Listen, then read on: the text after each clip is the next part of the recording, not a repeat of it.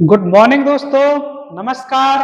मैं कमल प्रताप, आपका मित्र, आपका भाई, एक बार फिर से स्वागत करता हूं आपका जीजीए रैंकर्स एकेडमी, जहां पर हम एक्सपेरिमेंट के थ्रू पढ़ाई को बहुत ही आसान तरीके से सीख रहे हैं।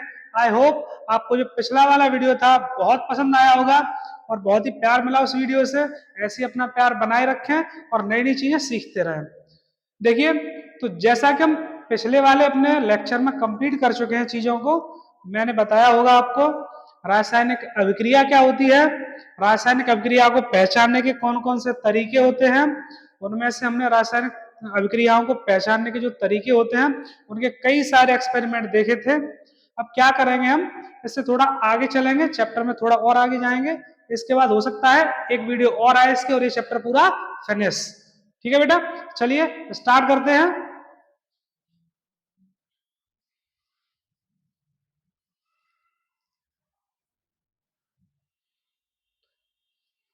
देखिए, जैसा कि इससे पहले हम डिस्कस कर चुके हैं बेटा इस चैप्टर में रासायनिक अभिक्रिया को, कि रासायनिक अभिक्रिया हम किसे कहते हैं। ठीक है बेटा, अब हम करेंगे क्या इसमें, अब हम सीखेंगे बेटा इसमें कि रासायनिक समीकरण क्या होता है। ठीक है, कितने प्रकार की रासायनिक अभिक्रियाएं हो सकती हैं, उनके बहुत सारे एग्जाम्पल्स पढ़ेंगे, दो चार प्यारे प्यारे से एक्सपेरिमेंट भी देखेंगे। ठीक है, देखिए, तो हमारा अगला नेक्स्ट टॉपिक है जिसका नाम है रासायनिक समीकरण। ठीक है बेटा, क्या है हमारा नेक्स्ट टॉपिक, रासायनिक समीकरण। रासायनिक समीकरण होता क्या है बेटा, देखिए, रासायनिक अभिक्रिया में भाग लेने वाले पदार्थों, ठीक है, अभिकारकों एवं उत्पादों, यानी कि ये अभी आप नहीं जानते होंगे, इसके बारे में अभी हम बात करेंगे बेटा। ये मान लीजिए साइड करके इसको, रासायनिक अभिक्रिया में भाग लेने वाले पदार्थों को उनके सूत्र व प्रतीकों के माध्यम से लिखना रासायनिक समीकरण कहलाता है। देखिए, इस पूरी परिभाषा का क्या मतलब है, जब हम रासायनिक अभिक्रिया को लिखते हैं तो उस अभिक्रिया में प्रयोग होने वाले पदार्थों को बहुत छोटे से रूप में लिखना क्या कहलाता है, हमारा रासायनिक समीकरण। जैसे देखिए, एग्जाम्पल के माध्यम से समझाया यहाँ पे, मैथेन। ठीक है बेटा, मैथेन, इसकी रिएक्शन करा रहे हैं बेटा कैसे, ऑक्सीजन से। जब इन दोनों की रिएक्शन कराएंगे, रिएक्शन कराने के बाद में जब दहन करा रहे होंगे, होगा क्या, कार्बन डाइऑक्साइड बनेगी और क्या बन जाएगा बेटा, जल बनेगा। अब होगा क्या, आगे आगे जैसे जैसे हम अभिक्रियाएं पढ़ते जाएंगे, उनमें जो भाग लेने वाले पदार्थ हैं उनको बार बार हम इन हिंदी के वर्डों का यूज नहीं करें, हिंदी के शब्दों का यूज नहीं करेंगे, उनको हम लिखेंगे उनके अणु के फॉर्म में, सूत्र के फॉर्म में। ठीक है, और किसी भी अभिक्रिया में भाग लेने वाले पदार्थों को छोटे रूप में यानी कि सूत्र के रूप में या अणुओं के रूप में प्रदर्शित करना ही क्या कहलाता है, हमारा रासायनिक समीकरण। ठीक है बेटा, जैसे मैथेन की बात करें, CH4 प्लस O2 एरो। ठीक है बेटा, हम क्या लिख रहे हैं यहाँ पे, दहन। जब इसका दहन कराएंगे तो कौन कौन से कंपोनेंट मिलेंगे हमें, देखिए, एक तो मिलेगा कार्बन डाई ऑक्साइड। ठीक है बेटा, क्या मिलेगा, कार्बन डाई ऑक्साइड, और एक मिलेगा हमें बेटा जल। ठीक है, यानी कि ये जो हमने लिख लिया इसका ट्रांसफॉर्म रूप, ठीक है, ट्रांसफॉर्मेशन लिख लिया इसका हमने, जिसमें लैंग्वेज प्रयोग हो रही थी, भाषा प्रयोग हो रही थी, भाषा को बदल करके हमने सूत्र के माध्यम से लिखा है या यौगिकों के रूप में लिखा है, यही कहलाता है हमारा रासायनिक समीकरण। ठीक है, अब देखिए, जैसे इसमें ये लिखा हुआ था अभिकारक और उत्पाद बेटा। ठीक है, क्या होते हैं ये, एक बार डिस्कस कर लेते हैं। देखिए, ज्यादातर होता क्या है अभिक्रियाओं में, ये जो एरो है, एरो के जो बैक साइड, जैसे मान लीजिए कि ए, दूसरा पदार्थ है हमारा बी, ये दोनों आपस में अभिक्रिया करके क्या बना रहा है, C+D बना रहे हैं बेटा। ठीक है, तो जो पदार्थ अभिक्रिया में भाग ले रहे होते हैं, जिन दोनों के बीच में हम अभिक्रिया करा रहे होते हैं, ठीक है बेटा, उनको बोलते हैं हम अभिकारक। क्या बोलते हैं बेटा नाम, अभिकारक। बहुत शानदार, अभिक्रिया अभिकारक बोलेंगे ना। ठीक है, या हम कह सकते हैं क्रियाकारक, क्रियाकारक। ठीक है बेटा, क्या क्या बोल सकते हैं मैंने, अभिकारक, या फिर क्या बोल सकते हैं, क्रिया कारक। ठीक है बेटा। अब इनके बाद में या इन दोनों के हो सकता है कारक एक हो या एक से ज्यादा हो, 2 4 6 कितने भी हो सकते हैं। इनकी जब आपस में अभिक्रिया हो जाती है, अभिक्रिया होने के बाद में जो पदार्थ हमें प्राप्त होते हैं वो कहलाते हैं हमारे उत्पाद। क्या कहते हैं बेटा उन्हें हम, उत्पाद। यानी कि इन्हें बोलते हैं हम रिएक्टेंट, आर से प्रदर्शित कर देते हैं इसे, और एरो के बाद में जो लिखे होते हैं वो क्या कहलाते हैं, हमारे प्रोडक्ट कहलाते हैं बेटा। ठीक है, ये रिएक्टेंट और ये हमारे प्रोडक्ट, यानी कि अभिकारक और इधर उत्पाद। जरूरी नहीं है कि ऐसे ही करके लिखी हुई अभिक्रिया, हो सकता है जैसे देखिए यहां से जो लिखा हुआ है इस एरो को मैं चेंज कर दूं। मेनली हमारा जो काम है उससे हम पहचानते हैं एरो से। ठीक है बेटा, ये दोनों अब क्या हो जाएंगे आपके अभिकारक और ये दोनों क्या हो जाएंगे आपके अब उत्पाद। ठीक है बेटा, तो ध्यान रखना है अभिकारक वे पदार्थ होंगे जिनकी हम अभिक्रिया एक दूसरे के साथ कराते हैं, जो हमारे सामने प्रेजेंट होते हैं। उत्पाद वे होते हैं जो अभिक्रिया होने के दौरान तो नहीं होते, जैसे फिर स्टार्ट हो जाती है वो बनना शुरू होते हैं। अभिकारक क्या होंगे, समय के संग घटते जाएंगे, और उत्पाद की सांद्रता समय के साथ क्या होती जाती है बेटा, बढ़ती जाती है। ठीक है, टी बराबर 0 समय बराबर 0 पे अभिकारक तो अपनी पूरी सांद्रता के साथ प्रेजेंट होंगे, लेकिन जो उत्पाद बनने वाले होंगे वो होंगे बेटा 0। जैसे जैसे रिएक्शन कंप्लीट होती जाएगी वैसे वैसे क्या होता चला जाएगा, अब उत्पाद की सांद्रता में वृद्धि होती चली जाएगी। ठीक है बेटा, आगे आओगे समझ में। चलिए अगले नए टॉपिक पर चलते हैं हम। ठीक है बेटा, देखिए अगला जो हमारा टॉपिक है बेटा उसका नाम है रासायनिक अभिक्रियाओं के प्रकार। ठीक है बेटा, क्या है हमारा अगला टॉपिक, रासायनिक अभिक्रियाओं के प्रकार। ठीक है बेटा, तो हम क्या डिस्कस करने वाले हैं, रासायनिक अभिक्रियाओं के प्रकारों को। ठीक है बेटा, देखिए तो देखो कितने प्रकार की रासायनिक अभिक्रियाएं होती हैं हमारे पास में। ठीक है, वो देखेंगे हम। सबसे पहली जो रासायनिक अभिक्रिया है वो है हमारी संयोजन अभिक्रिया। ठीक है बेटा, फिर आती है हमारी कौन सी बेटा, वियोजन अभिक्रिया। ठीक है बेटा, इसके नेक्स्ट आगे आएगी हमारी प्रतिस्थापन अभिक्रिया, ऊष्माक्षेपी अभिक्रिया व ऊष्मा शोषी अभिक्रिया। ऐसे ही ऑक्सीकरण या फिर हम कह सकते हैं अपचयन अभिक्रिया। ठीक है, दोनों ही अलग प्रकार है, ऑक्सीकरण अभिक्रिया और अगली वाली कौन सी बेटा, अपचयन अभिक्रिया। एक एक करके चलिए हम डिस्कस करते हैं बेटा। ठीक है, सबसे पहले हेडिंग लगाइए इसमें आप संयोजन अभिक्रिया। कौन सी हेडिंग लगाएंगे आप, संयोजन अभिक्रिया। तो क्या होती है बेटा संयोजन अभिक्रिया, देखिए यहां मैंने डेफिनेशन को लिख रखा है ताकि आपका काम थोड़ा सा आसान रहे। ठीक है बेटा, देखिए संयोजन अभिक्रिया होता क्या है, इस अभिक्रिया में वह अभिक्रिया जिसमें दो या दो से अधिक पदार्थ आपस में जुड़कर केवल एक पदार्थ का ही निर्माण करें, वो अभिक्रिया कहलाएगी आपकी संयोजन अभिक्रिया। ठीक है, क्या बोला मैंने परिभाषा में, जब दो या दो से ज्यादा पदार्थ आपस में अभिक्रिया करके जुड़ करके केवल एक ही उत्पाद का निर्माण करें, यानी कि उत्पाद वाली साइड हमेशा एक ही कंपोनेंट बनता है, तो अभिक्रिया क्या कहलाएगी हमारी, संयोजन अभिक्रिया। बेटा क्या कहलाएगी, संयोजन अभिक्रिया। देखिए उदाहरण के माध्यम से समझते हैं इसे हम। ये लिखा हुआ है NH3। ठीक है बेटा, अमोनिया बोलते हैं इसे हम। आगे हमारा HCl, क्या है बेटा, HCl। ये दोनों अभिकारक आपस में जुड़ करके क्या बनाते हैं हमारा NH4Cl, अमोनियम क्लोराइड, जिसे हम नौसादर बोलते हैं बेटा। क्या बोलते हैं इसे हम, नौसादर। ठीक है, अमोनिया और हाइड्रोक्लोरिक अम्ल दोनों आपस में रिएक्शन करके क्या बनाते हैं हमारा नौसादर। यानी कि इस अभिक्रिया में कभी भी सह उत्पाद हमें मिलेगा नहीं, सिर्फ और सिर्फ एक ही उत्पाद देखने को मिलेगा। जैसे देखिए अगला एग्जांपल है कार्बन प्लस O2। ठीक है, ये आपस में जुड़कर के क्या बनाएंगे, कार्बन डाई ऑक्साइड। क्या बनाएंगे बेटा, ये कार्बन डाई ऑक्साइड। ऐसे आप देखेंगे यहाँ पे H2O2 क्या मिलाता है जुड़ करके आपस में, H2O बेटा। क्या बनाता है, H2O। ठीक है, आई होप ये क्लियर हो गई होगी। नेक्स्ट टॉपिक पर चलते हैं बेटा अपने।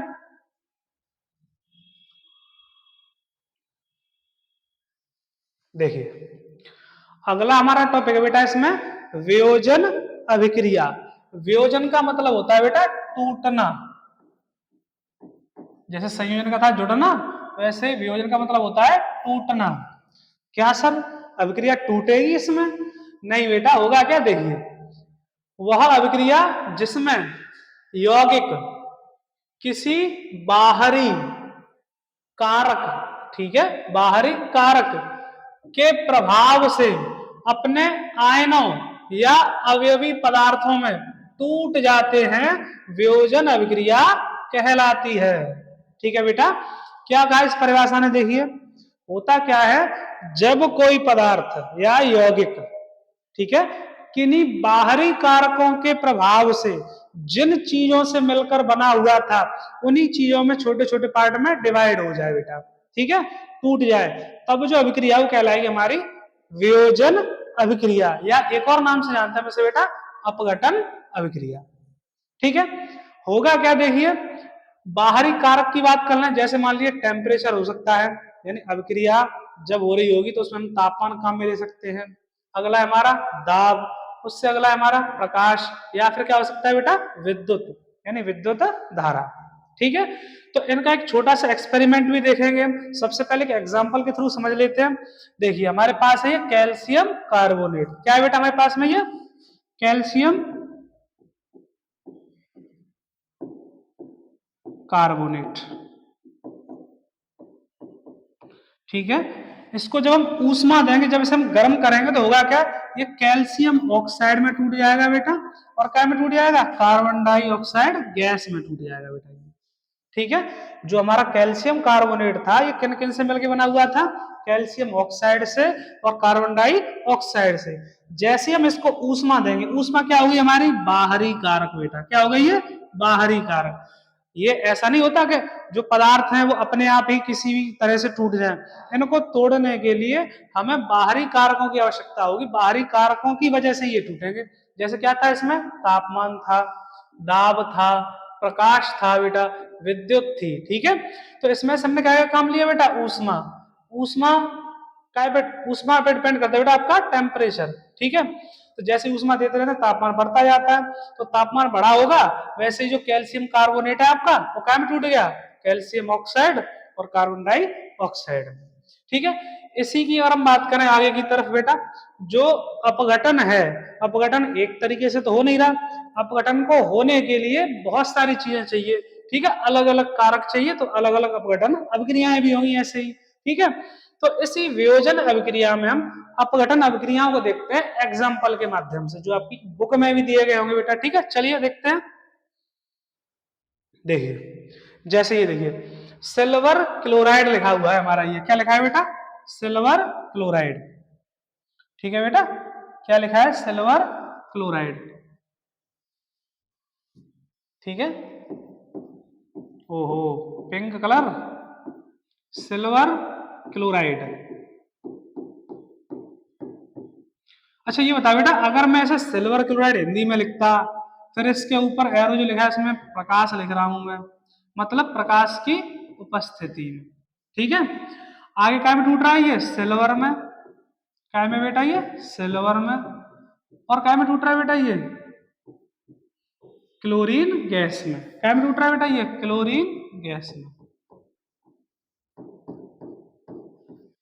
ठीक है, हुआ क्या, जो हमारा सिल्वर क्लोराइड है ये हमेशा हमें लैब में गहरे रंग की बोतलों में देखने को मिलता है, ताकि इसमें जो कंपोनेंट भरा हुआ है सिल्वर क्लोराइड, कांच के अंदर, गिलास के अंदर, या जो बोतल है उसके अंदर, वो सूर्य के प्रकाश में जिन चीजों से मिलकर के बना हुआ था उनमें टूटे नहीं, अपघटित नहीं हो, इसलिए हम गहरे रंग की बोतलों में इसको भर के रखते हैं। ठीक है, तो जैसे ही हमने सिल्वर क्लोराइड के अंदर प्रकाश गुजारा, क्या में टूटेगा ये बेटा, सिल्वर। ठीक है, जिसे हम चांदी बोलते हैं बेटा, क्या बोलते हैं इसे हम, चांदी। ठीक है, और क्या में टूटेगा, क्लोरीन गैस में। अच्छा, तो आप ये सोच रहे होंगे अब कि क्या हो सकता है कि जो हमारे पास सिल्वर क्लोराइड है, अगर ये हो सर तो हम उससे क्या सिल्वर बना सकते हैं, चांदी बना सकते हैं। बिल्कुल बना सकते हो आप चांदी, लेकिन ये जो चांदी होगी बेटा बहुत महंगी पड़ेगी आपको, क्योंकि जो सिल्वर क्लोराइड है ना यही बहुत महंगा आता है, और इससे जब आप इसे बनाओगे तो बहुत कम मात्रा में आपको चांदी देखने को मिलेगी, अवक्षेप के रूप में छोटे छोटे से पार्टिकल देखने को मिलेंगे। तो जब महंगी चीज लेके आए और उससे हम चांदी जो बना रहे हैं वो कम कीमत की बन रही है, कम मात्रा में बन रही है, तो क्या ही फायदा रहेगा उसका। तो ऐसा मत करना सिल्वर क्लोराइड ला करके चांदी बनाना शुरू हो जाओ, ठीक है। गोल्ड स्मिथ बनने की जरूरत नहीं है इससे, ठीक है। आगे देखो, ऐसे ही देखो, इसमें क्या लिखा हुआ है बेटा, हमारा जल, ठीक है। जल के अंदर हमारे क्या करना है, विद्युत धारा लगा दें बेटा, बिजली लगा दें, ठीक है। विद्युत धारा लगा दें तो वो क्या में टूट जाता है, H2 गैस में और O2 गैस में, इन दोनों से मिलकर के तो बना था जल, अब उन्हीं में टूट गया ये फिर से, तो ये हमारी क्या कहलाएगी, तुम्हारी वियोजन अभिक्रिया। ये प्रकाश की वजह से हुई है, तो इसे हम बोलेंगे प्रकाशीय अपघटन अभिक्रिया। ये क्या की वजह से हुई है बेटा, विद्युत की वजह से, इसे हम बोलेंगे विद्युत अपघटन अभिक्रिया। देखिए इस पर आधारित एक एक्सपेरिमेंट हम अभी देखेंगे तुरंत, ठीक है। स्टार्ट करते हैं, चलिए एक्सपेरिमेंट को, बने रहिए वीडियो में। हाँ तो बेटा देखिए, एक्सपेरिमेंट में देखते हैं, ये है मेरे पास एक छोटा सा फ्लास्क, ठीक है। इसके अंदर पानी भरा हुआ है, ये पानी है बेटा नल का, और नल के पानी में, ठीक है, बहुत सारे लवण होते हैं लेकिन वो कम मात्रा में होते हैं। अगर मैं इसके अंदर विद्युत धारा प्रवाहित करूंगा तो इसका भी अपघटन होगा, लेकिन अपघटन को ठीक तरीके से देखने के लिए मैं क्या करूंगा, इसमें नमक मिलाऊंगा बेटा। क्या मिलाऊंगा, नमक। तो ये बन जाएगा नमक का जलीय विलयन। फिर इसके अंदर हम क्या करेंगे, विद्युत धारा पास करा करके देखेंगे, ठीक है। विद्युत धारा को हम पास करा करके देखेंगे, ठीक है बेटा। अभी ये पानी है, यदि मेरे पास विद्युत धारा, बिजली तो लगाऊंगा नहीं इसमें, क्या करूंगा मैं, सेल के माध्यम से देखूंगा। आइए सर आप आ जाइए, ये पकड़िए।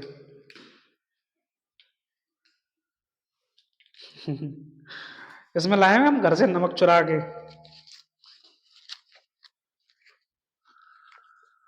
ठीक है। देखो बेटा, नमक है इसमें, कुछ नहीं है बेटा। इस नमक को इसके अंदर हम डिजोल्व कर लेंगे, घोल लेंगे इसको, ठीक है। अच्छे तरीके से घोल लेंगे इसे,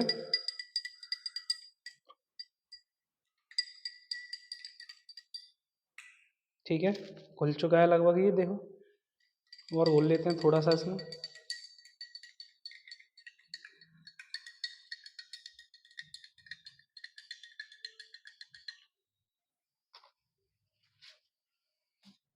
ठीक है बेटा।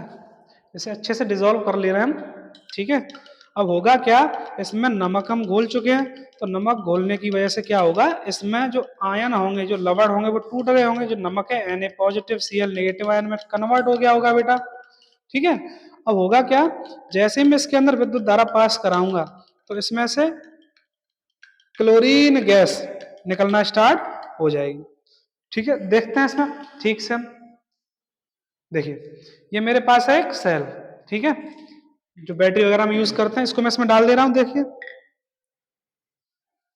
ठीक है।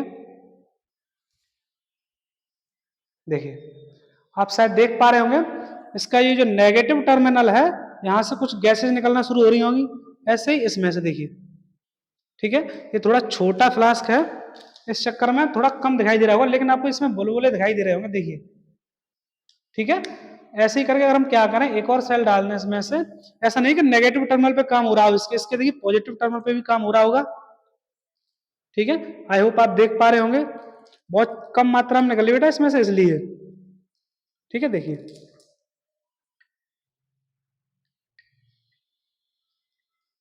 देखो, ठीक है बेटा, देखिए दिख रहा है इस पर, ठीक है। आप शायद वीडियो में ना देख पा रहे हो, लेकिन यहाँ से गैस रिलीज हो रही है, एक इस टर्मिनल से जाकर के गैस रिलीज हो रही है, ठीक है। तो हुआ क्या था इसमें, हमने नमक लिया था, पानी लिया था, उसमें से डाल दिया, ठीक है। तो होगा क्या, नमक पानी में घुल गया, उसमें लवण की संख्या कैसी हो गई, ज्यादा। जैसे इसमें विद्युत धारा पास कराएंगे तो इसमें से गैस निकलना बाहर शुरू हो जाएगी, ठीक है बेटा। चलिए अपना अगला टॉपिक डिस्कस करते हैं, देखो।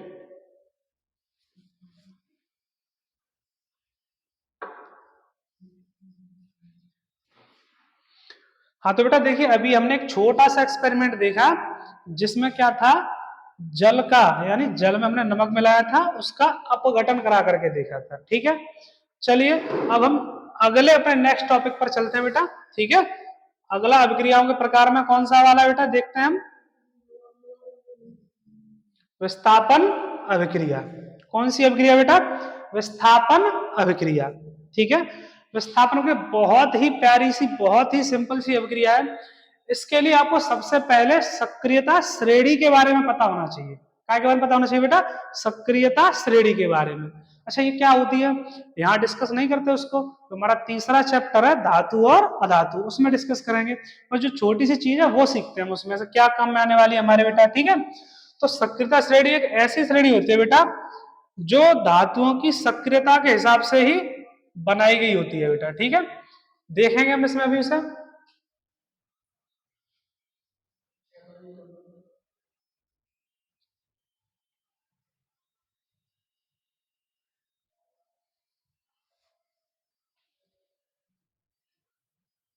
देखिए ये है, इसे मैं थोड़ा और जूम कर लेता हूं बेटा।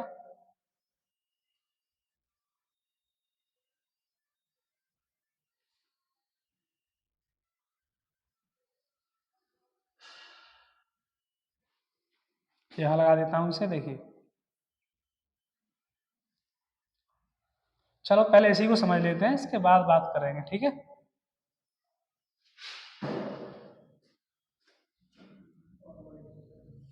ठीक है, देखिए how to remember the reactivity series.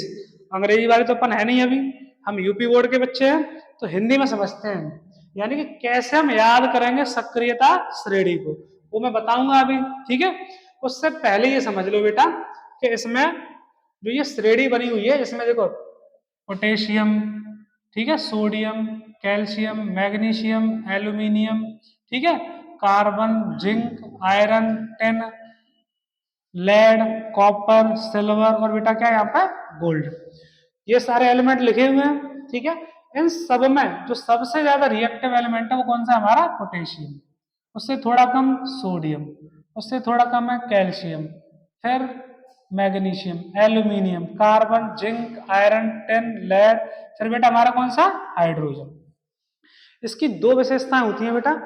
एक तो जो धातुएं एक दूसरे से ऊपर उपस्थित हैं, अगर उनका लवण विलयन दिया गया होगा तो जो धातु ऊपर उपस्थित होगी वो निचली धातु के विलयन से उसको वहां से हटा देगा और उसकी जगह खुद ऐड हो जाएगी, ठीक है।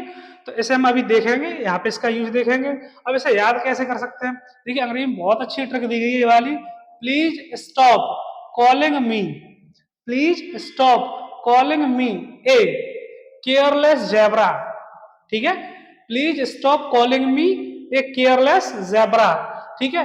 Instead try learning how copper saves gold, ठीक है बेटा। एक छोटी सी ट्रिक है जिसके माध्यम से आप इसे याद कर सकते हैं। Please stop calling me, please, please में मतलब पी, स्टॉप का एस, कॉलिंग का सी ए, मी का एम यानी मैग्नीशियम, ठीक है। ऐसे निमोनिक है बेटा, ये अपने हिसाब से जैसे चाहे आप याद कर सकते हैं इसे, ठीक है। बस हमें याद रखना है इनमें कौन सा एटम, कौन सा एलिमेंट कहां पर रखा हुआ है। जो जितना ऊपर उपस्थित होगा वो उतना ही ज्यादा रिएक्टिव होगा। तो आपका क्वेश्चन ये आता होगा कि जो हमारे 118 तत्व हैं उनमें से केवल यही रिएक्टिव तत्व हैं? ऐसा नहीं है, इससे भी ज्यादा क्रियाशील हमारे पास एलिमेंट हैं, तत्व हैं, लेकिन वो हमें हर जगह देखने को नहीं मिलते, ठीक है। तो ये हमारे लैब वगैरह में आसानी से मिल जाते हैं, जैसे फ्रांसियम, सीजियम, ये ऐसे एलिमेंट हैं जो आपको पोटेशियम, सोडियम से भी जाकर के और ज्यादा रिएक्टिव है। लेकिन उनका हम काम क्यों नहीं ले रहे यहाँ पे? क्योंकि हमें फ्रांसियम इतनी जल्दी देखने को तो मिल नहीं जाएगा लैब में, लेकिन ये हमारे काम में आते रहते हैं और लैब में आसानी से मिल जाते हैं। जिंक है, कैल्शियम है, तो इन्हीं का काम लेते हैं फिर हम, ठीक है। देखिए तो एक बार हम डिस्कस करते हैं बेटा, किसे? हमारी जो रिएक्शन थी जिसका नाम क्या था बेटा? जिसका नाम था विस्थापन अभिक्रिया। देखिए वह अभिक्रिया जिसमें अधिक क्रियाशील तत्व कम क्रियाशील तत्व को उसके यौगिक से विस्थापित कर देता है, क्या कहलाती है वो? हमारी विस्थापन अभिक्रिया, ठीक है। जैसे देखिए हमारे पास कॉपर सल्फेट का विलयन है जो नीले रंग का होता है बेटा, ठीक है। इसकी रिएक्शन देखो आयरन है, आयरन जैसे हम इसकी रिएक्शन इससे कराएंगे तो होगा क्या? ये जो कॉपर है बेचारा ये निकल के चला जाएगा आगे की तरफ, ठीक है। अब ये आयरन क्या करेगा? इसमें ऐड हो जाएगा और कंपाउंड बना लेगा FeSO4, आयरन सल्फेट, ठीक है। अब ये क्या था हमारा? Copper sulphate. तो आयरन ने क्या किया, इस कॉपर को यहां से विस्थापित कर दिया, इसके लवण विलयन से इसको निकाल दिया। ठीक है, तो ये जो अभिक्रिया होगी हमारी वो क्या कहलाएगी, विस्थापन अभिक्रिया। मान लीजिए किसी की बहुत खुशहाल जिंदगी चल रही हो, ठीक है, और उसमें कोई तीसरा व्यक्ति आकर के इंटरफेयर करने लगे और जो पहले से दो लोगों की खुशहाल जिंदगी थी उसमें से एक को निकाल दे और उसकी एक खुद को सेटल डाउन कर ले। बाद में समझना ये जो मैंने कहा बेटा, ठीक है। अभी बस इतना ध्यान रखना है आपको, इसमें हुआ क्या था। अब क्या ऐसा है कि इसमें कॉपर कम रिएक्टिव है और आयरन ज्यादा रिएक्टिव है भी या नहीं, चलिए चेक करते हैं हम अभी। ठीक है बेटा, देखिए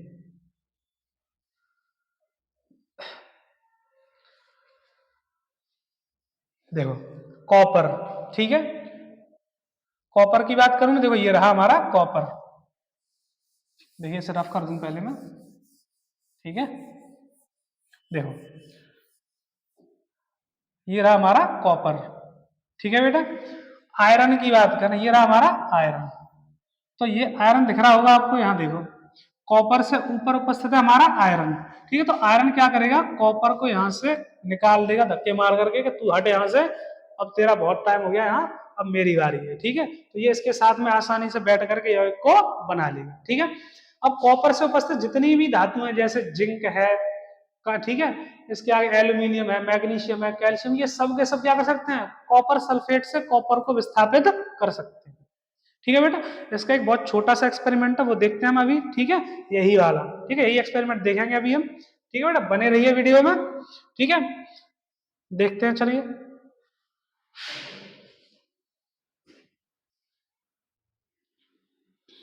देखो बेटा, तो हमारे पास है इसमें पानी है और इसके अंदर है हमारा क्यूप्रिक सल्फेट यानी कि कॉपर सल्फेट, ठीक है। चलिए देखते हैं इसको हम, आ जाइए सर, आप ही आ जाइए, यहाँ बच्चा तो कोई है नहीं अभी,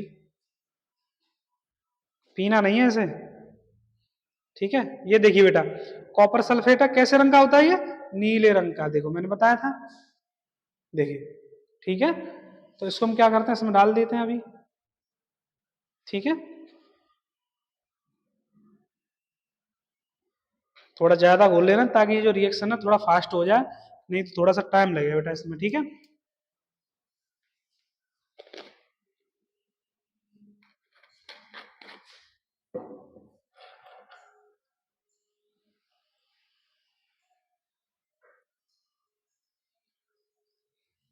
आसानी से घोलो से चला के, क्या बात है सर, चाय चीनी नहीं घोली कभी क्या,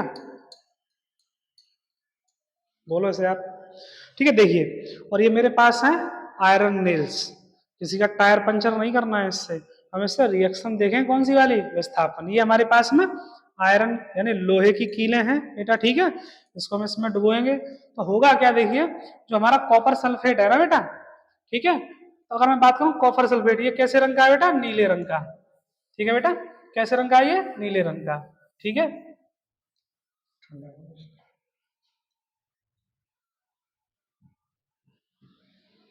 ठीक है, ये होता है हमारा नीले रंग का, अभी देखा आपने, ठीक है।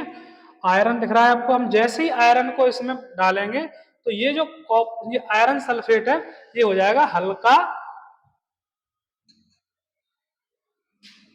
हरे रंग का बेटा, कैसा हो जाएगा ये, हल्के हरे रंग का। आपको मैंने शायद बताया होगा, पता है कहाँ, अभिक्रिया की जब पहचान बताई रंग में परिवर्तन, उसमें बताया था ना, तो वही रिएक्शन है ये वाली। जैसे ही मैं इसमें आयरन को डालूंगा बेटा तो क्या होगा, ये आसानी से इसमें, देखिए अभी घुल नहीं पाया ये क्योंकि ये पानी बहुत ठंडा है बेटा, इस चक्कर में, ठीक है। पानी अगर ये गर्म होता तो बहुत आसानी से ये घुल जाता है इसमें, ठीक है। देखिए नीला कलर है इसका भी, देख रहे होंगे आप, ठीक है। जैसे हम क्या करेंगे, इसमें आयरन नेल्स डाल देते हैं तो ये तुरंत रिएक्शन होने वाली तो है नहीं, थोड़ा टाइम लेगी ये, ठीक है। ये देखिए बहुत सारी आयरन नेल्स मैंने इसमें डाल दी, ठीक है। अब आप देख रहे होंगे, देखो इस आयरन नेल के ऊपर छोटी छोटी सी बूंदें जमना शुरू हो गई होंगी, देख रहे हो, ठीक है। अब कुछ टाइम के बाद होगा क्या, ये जो आयरन नेल्स हैं कॉपर इनके ऊपर जमा हो जाएगा और इसका जो विलेन है ना, जो नीला नीला दिख रहा है हमें, इसका कलर चेंज हो जाएगा बेटा, ठीक है। तो इसका मतलब क्या है, इसमें से ये कॉपर क्या हो जाएगा, निकल जाएगा, ठीक है। देखते हैं हम, तब तक रख देते हैं थोड़ी देर के लिए इसे, ठीक है। टाइम लगता है इस रिएक्शन में थोड़ा सा बेटा, टाइम लेती है रिएक्शन थोड़ी सी, इसलिए। ठीक है, तब तक हम अपना टॉपिक डिस्कस करते हैं बेटा। ठीक है, तो ये क्लियर हुआ होगा आपको, ये थी हमारी विस्थापन अभिक्रिया। इसी के जैसी एक और अभिक्रिया होती है जिसे हम बोलते हैं द्वे विस्थापन अभिक्रिया। लेकिन उस अभिक्रिया में इस रिएक्टिविटी सीरीज का, सक्रियता सीरीज का कोई महत्व नहीं होता है। ठीक है, ऐसा नहीं होता कि कौन सी धातु कौन ज्यादा रिएक्टिव है, कौन सी धातु कम रिएक्टिव है, इसका हमारा कोई काम नहीं होता।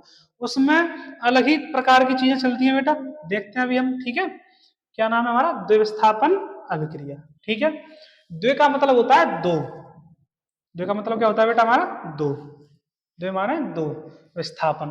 क्या सर इसमें दो बार विस्थापन होगा? देखिए बेटा होगा क्या, इसमें जो आपके यौगिक होंगे उनमें कुछ ऐसे तत्व उपस्थित होंगे जो शुरुआत में दूसरे आयन के साथ जुड़े हुए होंगे और उतने ज्यादा खुश नहीं होंगे, मतलब उतने ज्यादा स्टेबल, उतने ज्यादा स्थायी नहीं होंगे।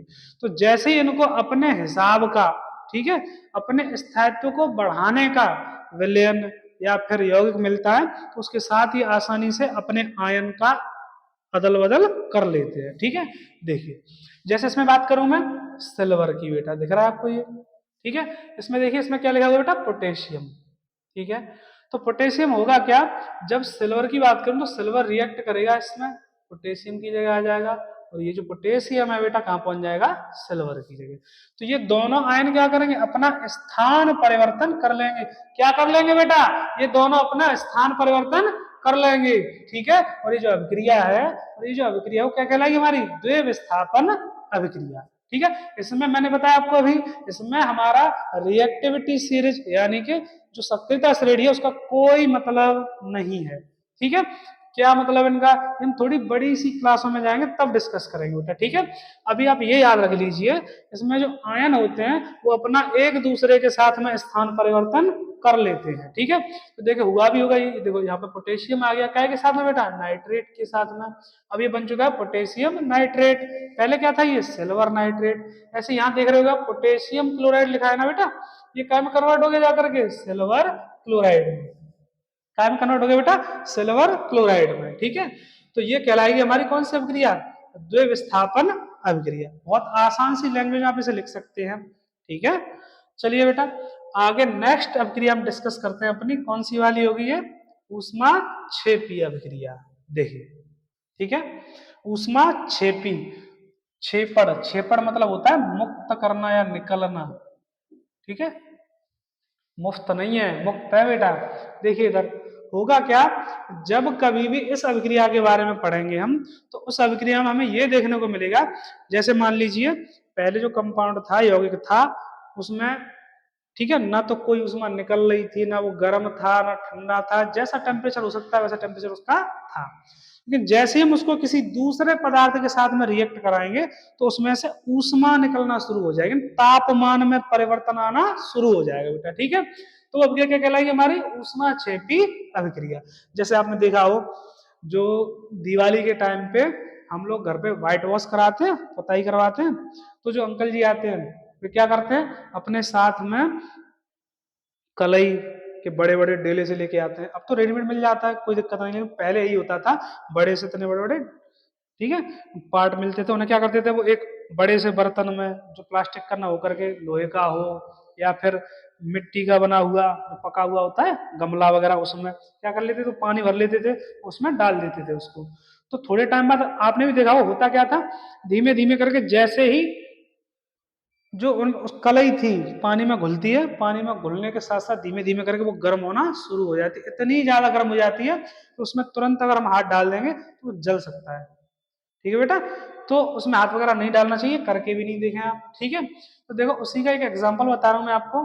देखिए हमारे पास में कार्बन यानी ग्रेफाइट के रूप में कार्बन है, इसका हम दहन करा दें ऑक्सीजन की प्रेजेंस में, जब कभी भी दहन होगा बेटा तो उस अभिक्रिया में आपको ध्यान रखना ऑक्सीजन जरूर काम में आएगी। ठीक है, तो दहन कराते हैं तो क्या बनता है, कार्बन डाइऑक्साइड बनता है बेटा। क्या बनता है हमारा, कार्बन डाइऑक्साइड।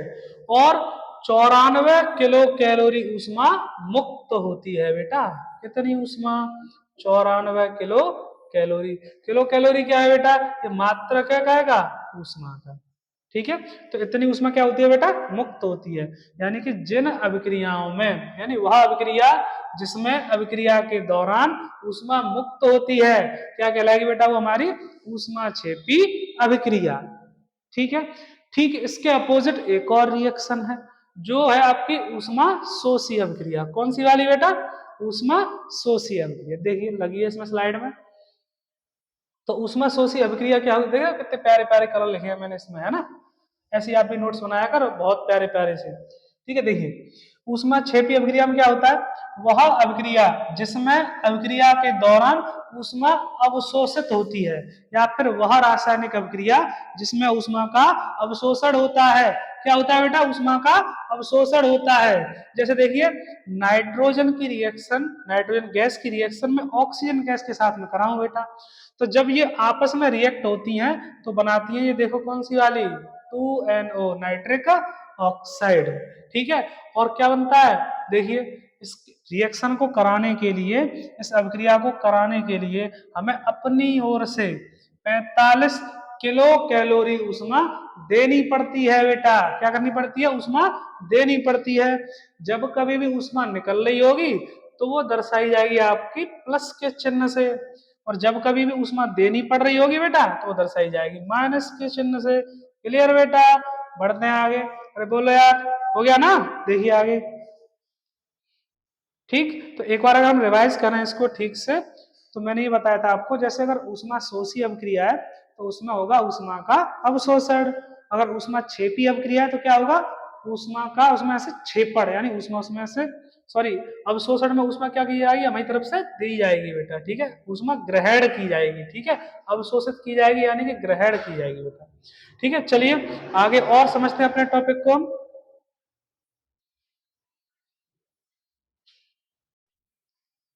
हाँ तो देखिए बेटा, जैसा कि मैंने आपको बताया था इससे थोड़ी देर पहले विस्थापन अभिक्रिया में, है ना, क्या बताया था मैंने आपको कि इसके अंदर था हमारा कॉपर सल्फेट, है ना, कैसे रंग का, नीले रंग का। अब उसका जो रंग है वो चेंज हो चुका हो, देखो हल्का ग्रीनिश टाइप का हो गया ना, हल्का ग्रीन सा। पहले कैसा था, बिल्कुल बेटा नीला था ना। मैंने बोला था कि अगर हम आयरन को इसमें डुबोएंगे तो आयरन क्या करेगा, कॉपर को इसमें से विस्थापित कर देगा। ठीक है, तो इस पर अगर आप देखेंगे तो बहुत कम कम मात्रा में कॉपर जमा हुआ है, और दिखाता हूं मैं आपको अभी। ठीक है, देखिए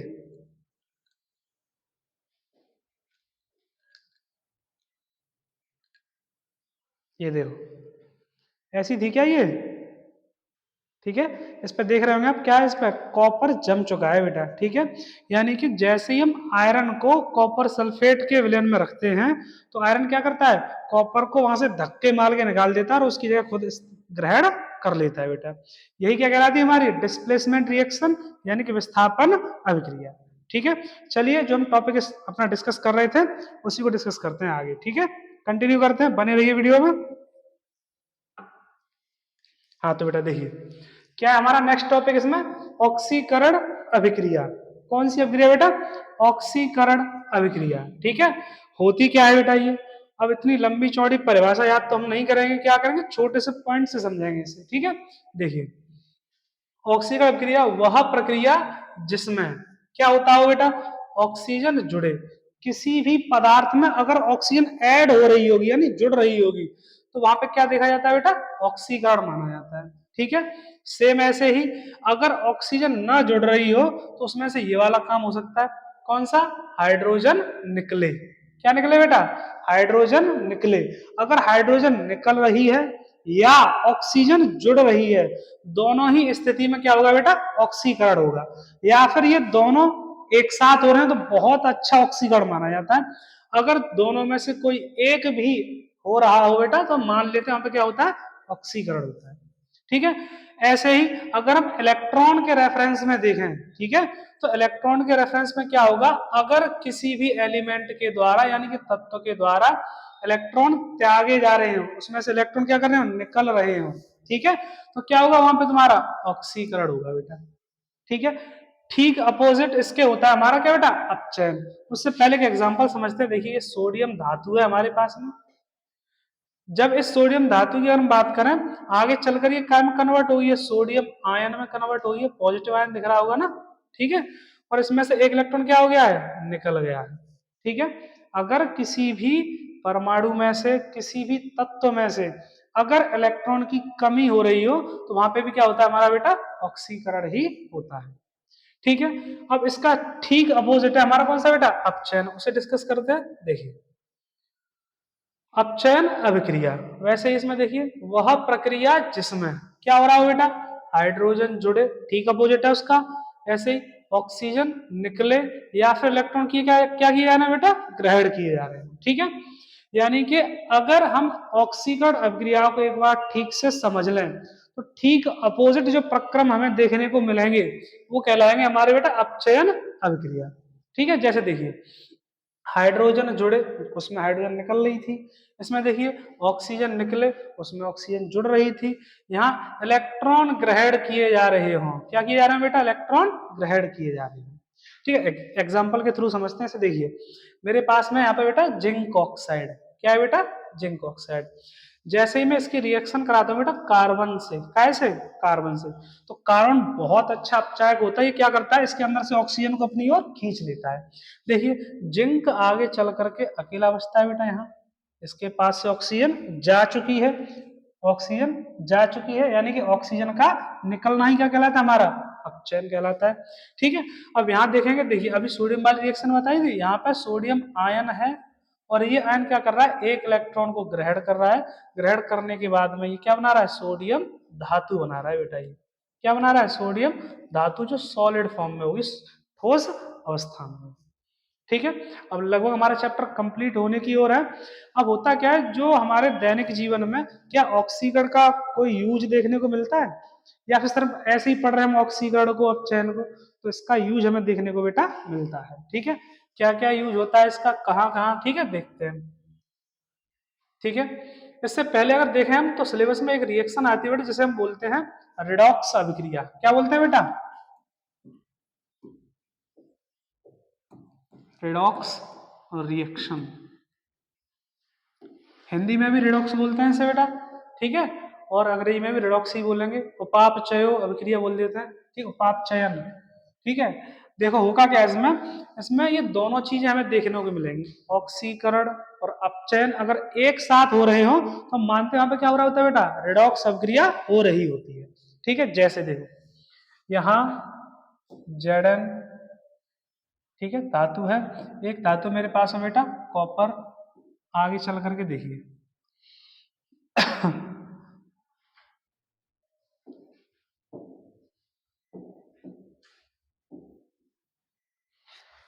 ठीक है, देखो ये Zn धातु है, अब इसमें आयन Zn जो है बेटा आगे चल करके चेंज हो जाए बेटा क्या में, Zn2 प्लस में, क्या में चेंज हो बेटा, 2 प्लस में। इसने क्या कर दिया, इलेक्ट्रॉन निकाल दिए। अगर कोई एलिमेंट बताया था मैंने अभी आपको, जैसे ये Zn है, अगर ये क्या कर दे बेटा, इलेक्ट्रॉन को रिलीज कर दे, इलेक्ट्रॉन निकाल दे, तो इस पर आवेश आ जाएगा प्लस का। तो इसने कितने इलेक्ट्रॉन निकाल दिए बेटा, 2 इलेक्ट्रॉन। और इलेक्ट्रॉन का निकलना आपको पता है क्या कहलाता है, ऑक्सीकरण कहलाता है। ठीक है, ऐसे देखिए बेटा आगे कॉपर है, ठीक है बेटा, इस पर है 2 पॉजिटिव चार्ज, यानी कॉपर आयन है ये आपका। ठीक है, Cu2 प्लस, ठीक है, और ये आगे चल करके कन्वर्ट हो जा रहा है बेटा Cu सॉलिड में, ठोस में। ठीक है, देखिए यहाँ होगा क्या, जो ये जिंक है ना बेटा, जैसे जिंक ने इलेक्ट्रॉन को त्यागा है, तो इलेक्ट्रॉन का त्यागना क्या कहलाता है, क्या कहलाता है बेटा, ऑक्सीकरण। क्या कहलाता है बेटा, ऑक्सीकरण। और अगर क्या हो रहा है बेटा, इलेक्ट्रॉन को ग्रहण किया जा रहा है, इसने क्या किए होंगे, 2 इलेक्ट्रॉन ग्रहण किए होंगे, तब जाकर के इसने ये सी यानी कॉपर सॉलिड बनाया है। यहाँ क्या हो रहा होगा हमारा बेटा, अपचयन। क्या हो रहा होगा बेटा, अपचयन। ठीक है, और इस अभिक्रिया में अगर आप यहाँ देखेंगे ठीक से तो Zn क्या में कन्वर्ट हो रहा है, Zn2 पॉजिटिव, तो क्या हो रहा है यहाँ पे, ऑक्सीकरण। ठीक है, यहाँ 2 प्लस से क्या बनना है बेटा, कॉपर, तो यहाँ क्या हो रहा है हमारा, अपचयन। ठीक है, ऐसी अभिक्रियाएं जिनमें बेटा हमें ऑक्सीकरण और अपचयन दोनों एक साथ देखने को मिले उन्हें हम बोल देते हैं रिडॉक्स अभिक्रिया। ठीक है, अब इनका हम यूज देखते हैं बेटा, ये कैसे हमें दिखाई देती है अपने दैनिक जीवन में। ठीक है, देखिए संक्षारण। ठीक है, सबसे पहले अगर हम बात करें क्या बेटा, संक्षारण, कोरोजन बोलते हैं इसे। देखा होगा आपने, जैसे लोहे की वस्तुएं या फिर तांबे की चीजें, जैसे बर्तन वगैरह होते हैं, ठीक है। पूजा के मंदिर में आपने छोटा सा जो लोटा देखा होगा, उसकी बात कर रहे हैं। तो बहुत लंबे टाइम तक वो रखे रहे, नमी के संपर्क में आते रहे, ठीक है, वायु के संपर्क में आते रहे, तो होता क्या है, उनके ऊपर एक छोटी सी परत, पतली सी लेयर जमना शुरू है, परत जमना शुरू हो जाती है। अगर आप कॉपर को देखेंगे तो उस पर नीले या फिर हरे रंग की परत जम जाती है। लोहे को देखेंगे तो लोहे वाली जो सतह है ऊपर वाली धीमे धीमे करके नष्ट होना शुरू हो जाती है, जंग लगना जिसे हम कहते हैं, ठीक है। तो संक्षारण ऐसी अभिक्रिया होती है जिसमें धातु वायु की ऑक्सीजन, वायु में ऑक्सीजन प्रेजेंट होती है बेटा, नमी या फिर अन्य केमिकल यानी रसायनों से धीमी अभिक्रिया से क्या होने लगती है, नष्ट होने लगती है। क्या कहलाता है वो हमारा संक्षारण। अगर हम बात करें एग्जाम्पल की, तो आप बोल सकते हैं इसे बेटा, लोहे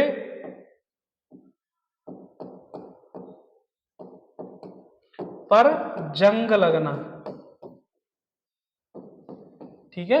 अच्छा ये बताओ, अगर लोहे पर जंग लगेगी तो उसका द्रव्यमान कम होगा या बढ़ेगा, ठीक है, सोच के बताओ तब तक। अगला मैं एग्जांपल लिख देता हूं आपका, चांदी का काला होना। देखी होगी चांदी जब गोल्ड स्मिथ के पास से लेके आते हैं सुनार के पास से, बिल्कुल चमचमाती हुई होती है। पहनने के बाद में धीमे धीमे करके क्या होता है, हमारी जो बॉडी है उससे पसीना निकलता है, उसमें पाया जाता है एसिटिक एसिड। क्या पाया जाता है बेटा, एसिटिक एसिड। वो क्या करता है, यानी चांदी है लेस रिएक्टिव बेशक है, कम रिएक्ट अभिक्रियाशील तो है, लेकिन फिर भी ये धीमे धीमे करके ऑक्सीजन की प्रेजेंस में उससे रिएक्शन करना शुरू हो जाती है, और उसके ऊपर लेयर जमना शुरू हो जाती है काले रंग की, चांदी का काला पड़ना।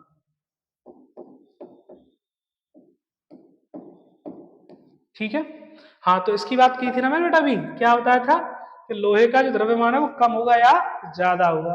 तो आप क्या कर रहे होंगे, ऐसे सोच रहे होंगे लोहे पर जंग लग रही है, धीमे धीमे करके उसकी जो ऊपर वाली परत है वो नष्ट होती जाएगी और उसका वजन कम होता जाएगा, द्रव्यमान कम होता जाएगा। ऐसा नहीं है। अगर हम रासायनिक अभिक्रिया के दौरान देखें उसे, तो जो ऑक्सीजन है वो क्या होती है, उसकी लेयर में ऐड होना शुरू हो जाती है। तो ऑक्सीजन का जो वेट होगा, एटॉमिक मास होगा, वो धीमे धीमे करके उसमें ऐड होना शुरू हो जाएगा। तो ध्यान रखना है आपको, अगर संक्षारण की प्रक्रिया लोहे पर देख रहे होते हैं तो लोहे का द्रव्यमान हमेशा बढ़ता है, ना कि घटता है बेटा, ठीक है। ऐसी अगर मैं आगे बात करूं, खाने वाली चीजें देखी होंगी आपने, कुरकुरे और पता नहीं कौन कौन सी चीजें आती है, नमकीन आती है, ठीक है, उनका पैकेट फूला हुआ आता है। और जो छोटे बच्चे आते हैं ना, उनका शायद मैंने देखा था अभी किसी शॉप पे, जू, चिड़ियाघर, ठीक है, यानी उसमें अगर हम देखा तो बहुत बड़ा सा पैकेट था उसका। मैंने पूछा ये कितने रुपए का है, तो बोला 5 रुपए का। मैंने कहा है 5 रुपए का, इसमें है क्या, तो उसे निकाला, तोड़ के देखा, फाड़ के देखा पैकेट, तो निकले उसमें बेटा था नहीं। क्या किया था उसने, बेवकूफ बनाया ताकि उसकी मार्केटिंग अच्छी हो। ऐसा कुछ नहीं है बेटा, होता क्या है, जितनी भी चीजें, जो जो भी भोजन तेल में या जिनमें वसा उपस्थित होता है, जब वो बाहर की ऑक्सीजन से रिएक्शन करते हैं तो उनके स्वाद में बदलाव आ जाता है बेटा, ठीक है। वो ऑक्सीकृत हो जाते हैं, वो धीमे धीमे करके उनके टेस्ट में परिवर्तन आने लगता है और वो खाने में बेकार लगने लगती है, ठीक है। तो उससे बचने के लिए उसमें से हम क्या करते हैं, ऑक्सीजन हटा करके हम वैक्यूम कर देते हैं, ठीक है, या एक गैस भर देते हैं नाइट्रोजन, जिससे वो पैकेट काफी फूला हुआ रहता है, ठीक है। उसकी भी एक लिमिट होती है कि उस टाइम तक रखा रहे तो ठीक है, नहीं तो फिर वो भी ऑक्सीडाइज हो जाता है, ठीक है। या फिर हम क्या करते हैं, जैसे अगर ट्रेन वगैरह में आप सफर करेंगे तो वहां देखेंगे चांदी जैसे बर्तन दिखते हैं, एल्यूमिनियम फॉयल का यूज कर रहे होते हैं वो, तो एल्यूमिनियम के बर्तन होते हैं, उसमें वो क्या करते हैं, वहां से एयर निकाली, हवा को निकाला और भोजन रखा, उसमें खाना रखा, उसे पैक कर दिया। अब वो बहुत टाइम तक क्या करता रहेगा, रखा रहेगा बेटा, और उस पर बिल्कुल भी किसी भी प्रकार की ऑक्सीजन रिएक्ट नहीं कर पाएगी। ऐसे लोहे को कैसे बचा सकते हैं सर संक्षारण से, तो बहुत सारे तरीके हैं उसमें हम लोहे को बचा सकते हैं संक्षारित होने से, नष्ट होने से, ठीक है। क्या है, जैसे हम लोहे की वस्तुओं पर पेंट कर दें, ठीक है, एक तो वो सुंदर भी दिखेंगी और बची रहेंगी, उसकी ऊपर वाली धातु का क्षरण नहीं होगा। इसके अलावा ग्रीस लगा सकते हैं हम उस पर, ठीक है, तेल में डुबो करके रख सकते हैं, या किसी एक ऐसी धातु की रिएक्शन करा दें जो जल्दी ऑक्सीजन से रिएक्शन ना करती हो, ठीक है, उसके ऊपर इलेक्ट्रोप्लेटिंग परत चढ़ा दें किसी भी दूसरी धातु की, जैसे निकल है उसकी परत चढ़ा दें, ठीक है। ऐसे ही विकृत गंध्यता की बात की मैंने अभी बेटा, ठीक है, खाने वाले पदार्थों में उपस्थित वसा या तेल के वायु के धीमे ऑक्सीकरण से उनके स्वाद में बदलाव आ जाता है, जिसे हम क्या कह देते हैं, विकृत गंध्यता कह देते हैं, ठीक है बेटा। चलिए, ये आपका चैप्टर यही होता है कंप्लीट। इसमें रह गया आपका रिएक्शन को बैलेंस करना, जो मैं एक शॉर्ट के माध्यम से अपलोड कर दूंगा, उससे आप सीख जाएंगे आसानी से। ठीक है, आई होप आपको ये चैप्टर बहुत पसंद आया होगा। Thank you.